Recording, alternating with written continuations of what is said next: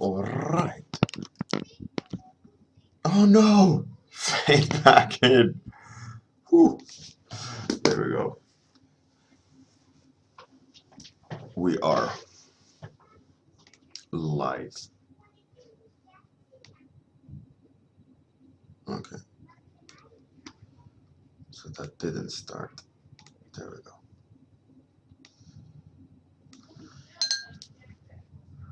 All right. So, as a warning, as per usual, you're gonna hear the kids being loud in the background. Hey, good morning, Morphia, Lurib, Chillstrand. How's it going? I'm all good. So I think I was thinking about like how to proceed with this, and I think I'll just take the middle one, like jump straight to rendering, um,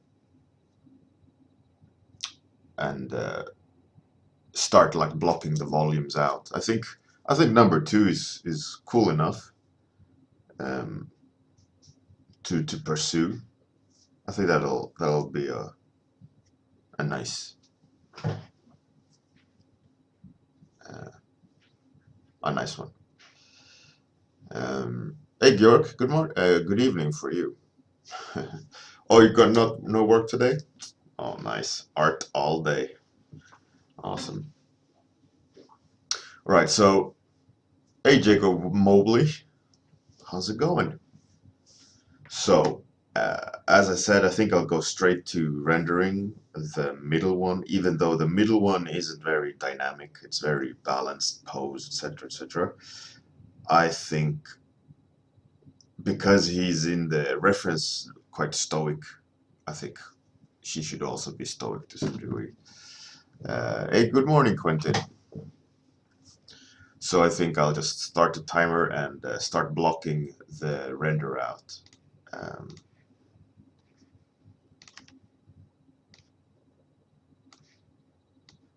just kind of get to work. Hey, Nifas, glad you could make it. So I'll try to show you my usual way of going about things. So I just kind of block everything in major shadows first, so that I start to see the direction of the light and like general rhythm of where the shadows needs to go.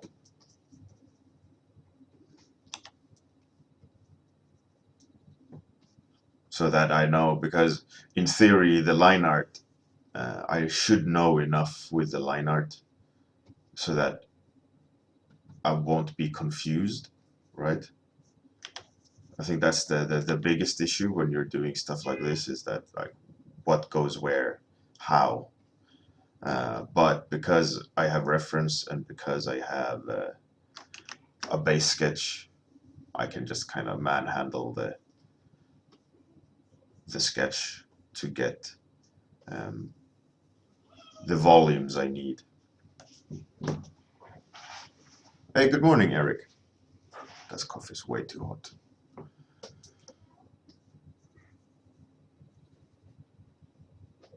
So this is usually how I go about it, to get the render down fast. It's like I just whoa, I don't do that. That's one thing for sure.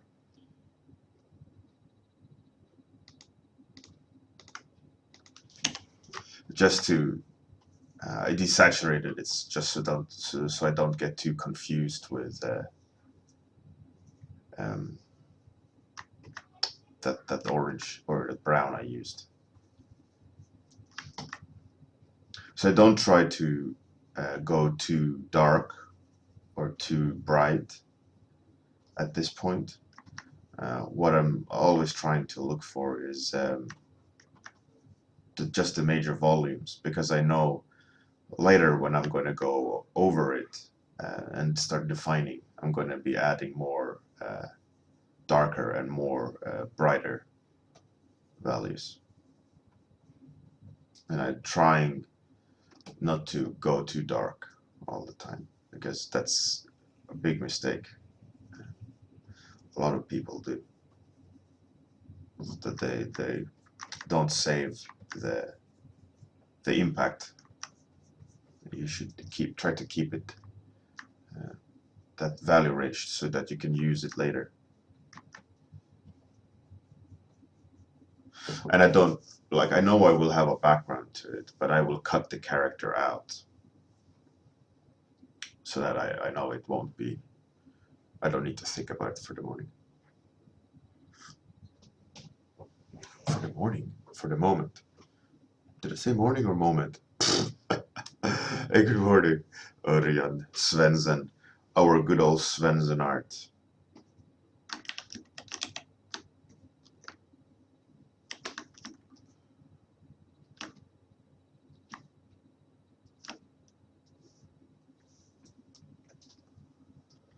I think proportionally and all that stuff should make sense. And I think it's a fair representation of like a gender swap. I don't want to remove our Geraldina here too far from the original, because then it'll be you know, it won't be as apparent it's a gender swap, right? It'll become something, you know, she'll be too far removed from the original, and you won't get it, you know. So that's why I'm kind of hesitant to go too far. So all I'm doing now is just thinking big picture wise how the light should go. And I think what I gotta do is also cut her out. Lately I came up with a cheating way to do it.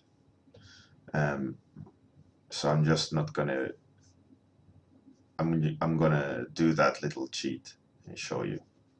It's nothing special per se, but I'll do it and you'll see it.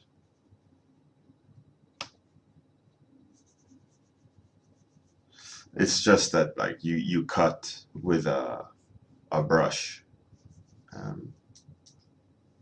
like a hard brush around the silhouette. You draw with it, and then you just do a magic wand and cut it out, and then you paint into whatever you've cut out, and or erase, and you know, the amount of time I found I saved on doing that versus like carefully cutting the silhouette around everything. It felt faster for me, so that's why I'm going to do it now as well, because it felt just like a smoother thing to do, like a cleaner, more rapid way to do it. Even though it's not going to be the perfect silhouette or like perfectly cut out, but that's like, doesn't matter, I found out.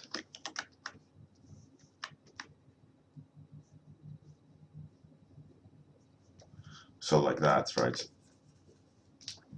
Oh no.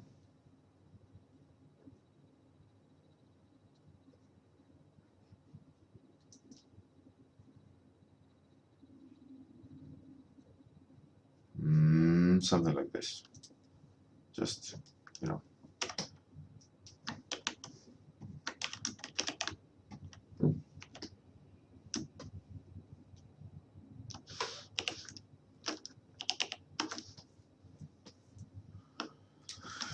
So you select the background, select those things that you don't need to be copied,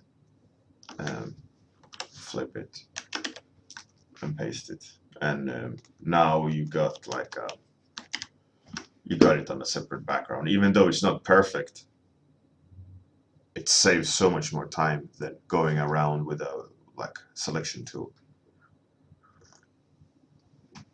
And because it's early on sketched, right? I know that it's still going to develop as I'm painting it, and then if I'm locking the silhouette with whatever I'm painting, um, it won't go outside the silhouette, and I can go to the bottom layer and adjust the silhouette if I need a silhouette change, and it becomes like this super quick fix, right? So it's, for me, it's a really like, it made sense when I did it for like experimenting with technique. Like, okay, yeah, that makes sense. So for now, um,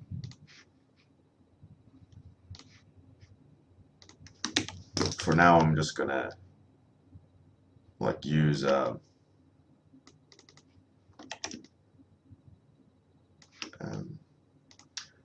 random Google just to kind of get a feel for it. Obviously, the scale is off here. Should probably be more like that.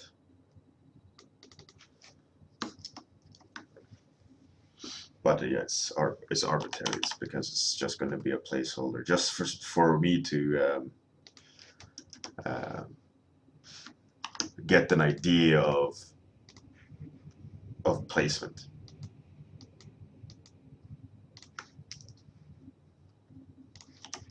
And I don't want it to be too high contrast. So what I'll do is I'll just nuke it a bit. Let's see, light. Right. So now, for example, we could switch off that layer, but not yet. So now we've got a more or less a good like a placement and idea of the character. Hey, Tushroom. Hey, Sam Santala. That's nice to have you here again. Jacob Mobley, you press the layer and go up and down on the arrows on the keyboard. Or if you're on a Mac, you have to hold down a button and then up and down. Just Google it, like the cycle menu, Photoshop menu, layer menu, and you can know the Mac combination. I don't know the Mac combination. I use PC. So you just click that layer, double click it, and then you can cycle up and down.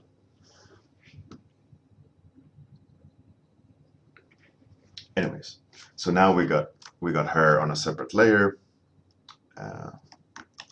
like getting her in a world placement, and starting to understand like where she is, like in a physical sense.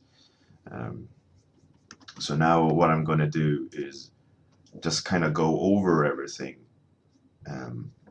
as a quick pass without worrying too much about being accurate. Just kind of tightening the sketch a little bit further, just so that I can start seeing it better. Because if I start going into detail, those details are going to change. I'm going to have to adjust it. I'm sure of it, so I'm not going to devote too much time in like perfecting everything. So I'm just going to kind of give it a second little like a comb over, right? Like just not care too much about keeping it absolutely perfect. Because I also know that I'm going to go over it a couple of times, tightening details and so on, and I know it's going to change, and I don't need to have it perfect for now. I need the big picture placement to be accurate. Like, where are the ears approximately? Where are the shoulders approximately? And all the others, like secondary things, it'll come with as I'm tightening the picture. So now I'm just kind of big picture wise blocking shit in.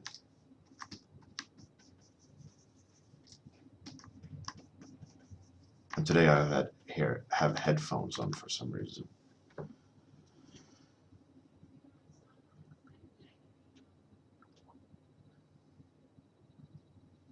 Yes, Santala, more gender swapping Geralt.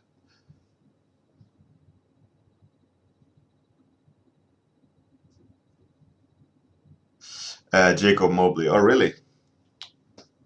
Make a little tutorial on Discord and share it. Let other people enjoy it. Do it. Do it.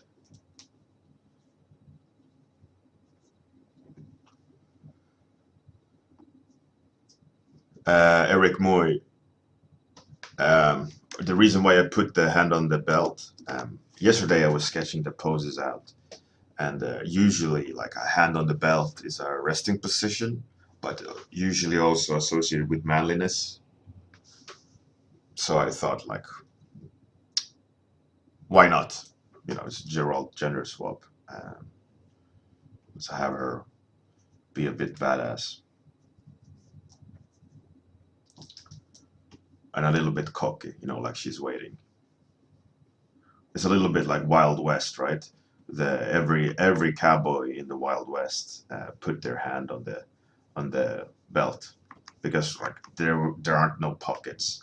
People want to rest their hands on something. You know, it makes it a little bit more character.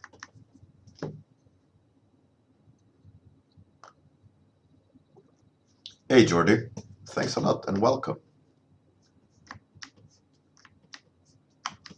Yeah, so like I'm 15 minutes in the stream.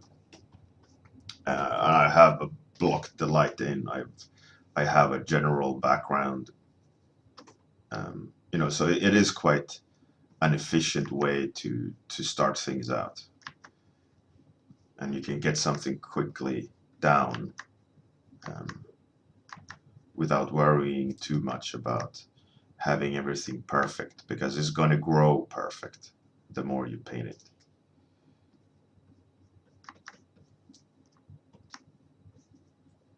Let's see, something like that.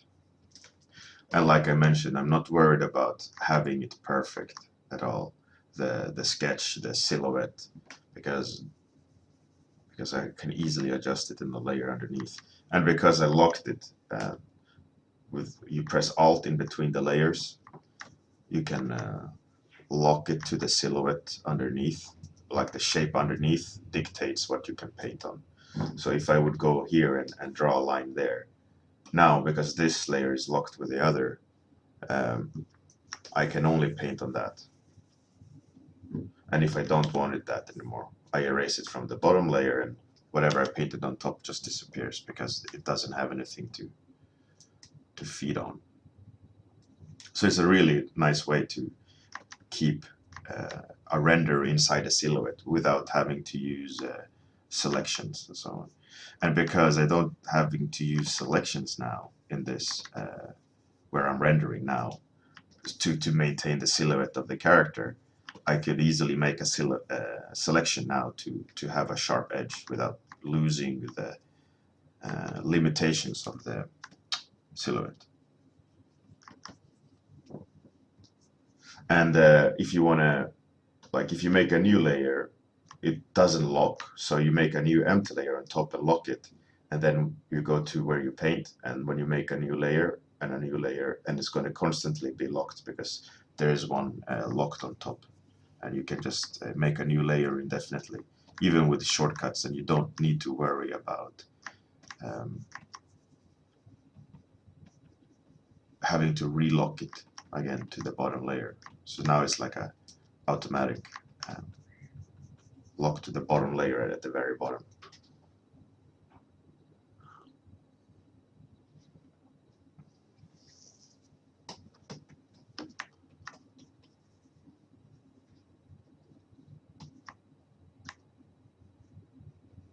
Should have some buckle there, some belt. But most of you probably knew that little trick. But for those who don't know, maybe it'll make their day easier. So why not? Why not share it, eh?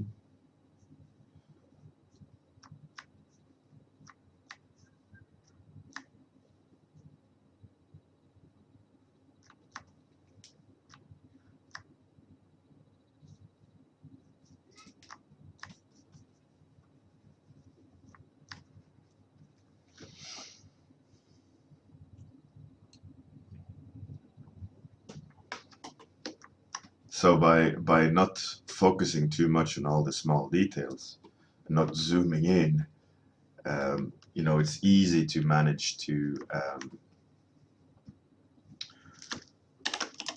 maintain like a clean render, and you get stuff done rather fast.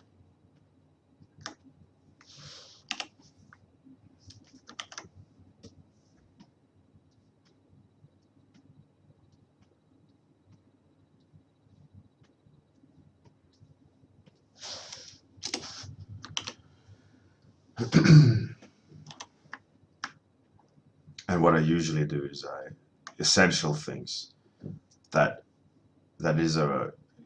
is important, like finer details, and like in this instance an amulet on the neck, I try to put on a separate layer, even early on, so that kind of maintains its own internal silhouette easier. So I don't need to worry about it too much. So I can just, you know, I don't need to think about it. I know it's separate, and I can do whatever fiddly stuff I need with it later.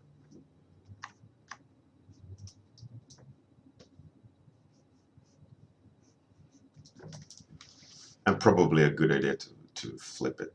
I haven't done that yet. Whew. Luckily, it's not too broken. Yeah, Geraldina. It's our very own Gerald.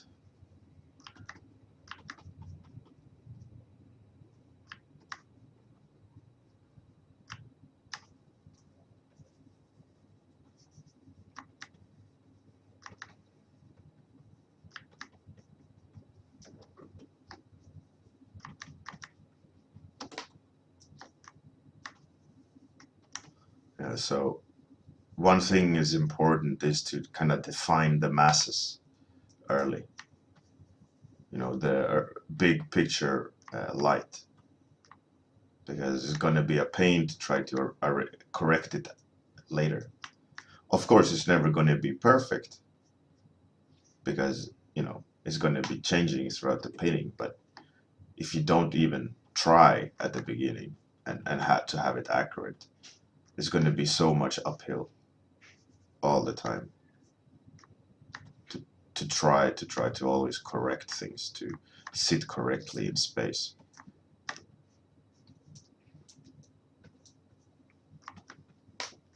And besides, this way you can adjust it rather cheap, in a cheap way, you know, without having to worry too much about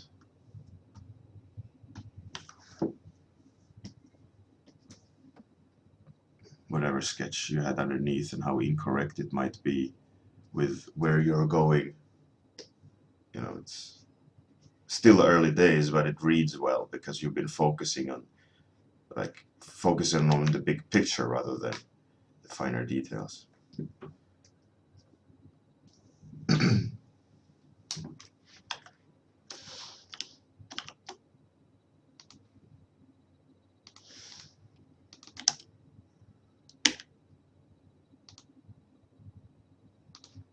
I wonder if Gerald has a specific shape to his blades. Most likely have, and I most likely need to look it up.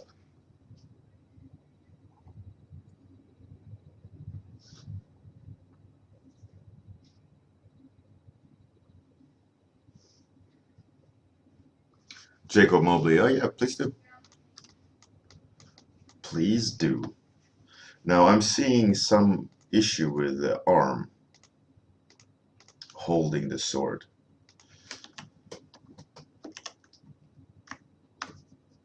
So I'll just, I think it'll solve itself.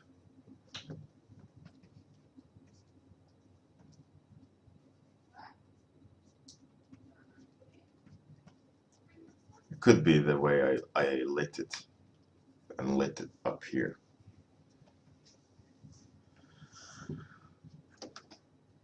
I think there's something with the wrist, and I think her hand is too far down, and elbow is too tucked in. I think she needs to tuck her elbow out a little bit, or poke her elbow out a little bit.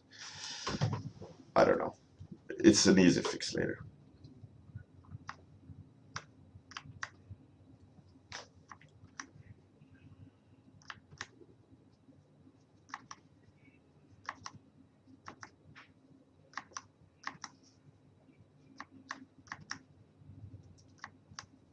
How am I? 6 minutes left. Pretty interesting. Pretty decent progress for half an hour rendering. Not amazing, mind you, but we're also future-proofing so that it's less to do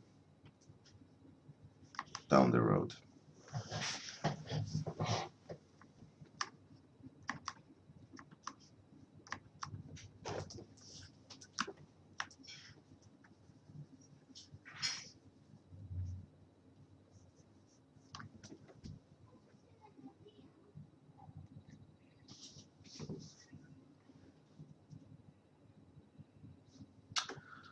Yeah, the tutorial on that is welcomed, Jacob.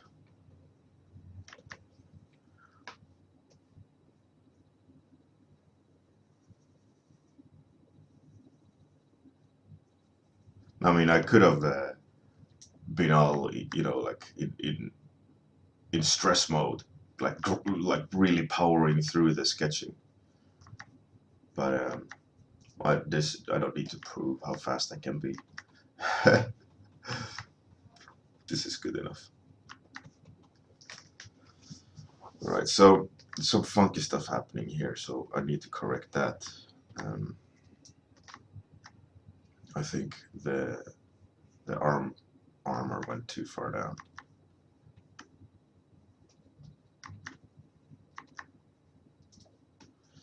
And now, like, thinking about shadow groups and all these things, like I talked about on the special stream over the weekend, all these things need to start coming into play. And I think her shoulder thing needs to actually be there, of course. Let's give her a little bit more silhouette. Let's give her a little bit less silhouette there. Less. Probably some less there.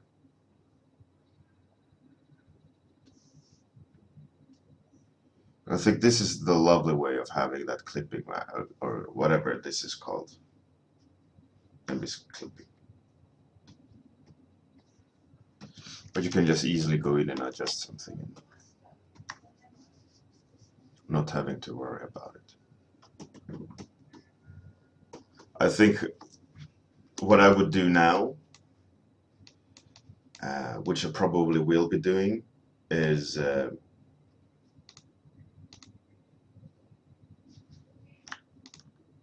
removing that necklace, smashing everything down, duplicate her,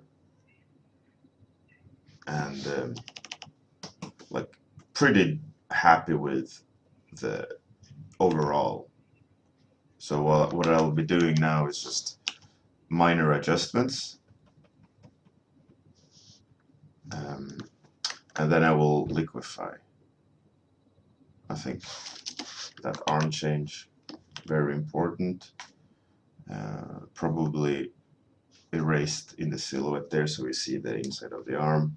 Her face is only a face a mother can love. And let's go here. Let's start adjusting everything, because it's based on a rough sketch. So what we gotta do is just going in and fiddling with the volumes, because some of the volumes were incorrect from the get-go by the fact, like I said, using just a rough sketch. So before like going any further with the face, I need to remove that face. It annoys me to the point where I can't focus on on things correctly.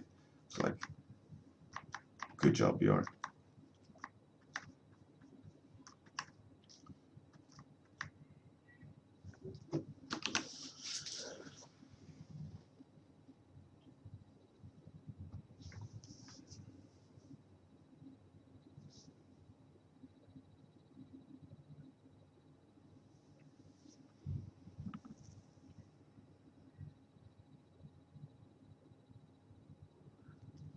Cesar de Almeida. Well, first you gotta design it. That's my approach, right? Design it first, so it's interesting, and then render will enhance it and make room for the render to contribute more to the design. So plan ahead with, let's say, you know that something will be shiny. You can't do that more or less in a design stage, because you're designing the shape, not the shininess of an object. But the fact that you do think about it means that that's a design decision, right? That when something is shiny versus something is matte, and if you place them next to each other, that's a design choice more than a rendering choice. So design for me always comes first.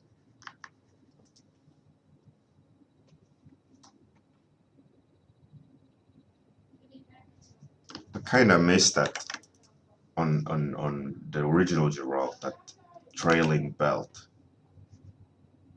So I'll place it there. I know the metal, the amulet will go on top because of there. So that's cool. Makes sense. Hey, Belial. Thanks for the answer. Host. Reading Cesar's Gotcha Chairs, aka he's happy about the answer. Me saying thanks for the answer. Stupid brain. Oh, time's up. Oh shit. All right. So that's where we got today. Let's switch off that one. Ooh, hoo, hoo. Anyways, so this is where we got with the render, Mr. or Mrs. Geraldina, rather, standing there rocking the things she needs to be rocking.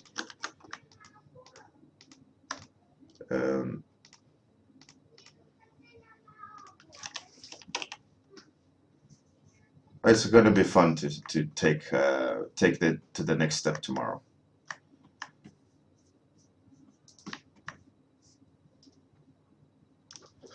Oh, by the way, as we've cut the character out already, we can do a quick, dirty cheat shadow. Oh, that is so dirty. Oh no. No, you've gone and done it, Bjorn. So much cheating.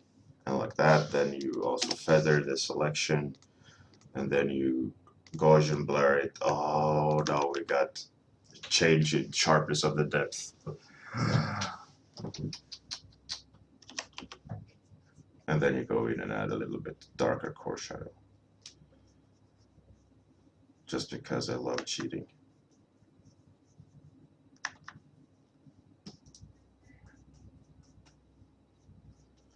Oh snap. Anyways, that's it for today. Have a fantastic day. And you calm down, did it. Yeah, it's so dirty. Such a dirty cheat. Anyways, thanks everyone for coming. Have a fantastic day. Good night, Bjorn and Jacob. I know that you guys are in the States. See you guys tomorrow at the same time. Drops the mic. Yeah. Here comes the outro. Catch on Discord. Bye, everyone.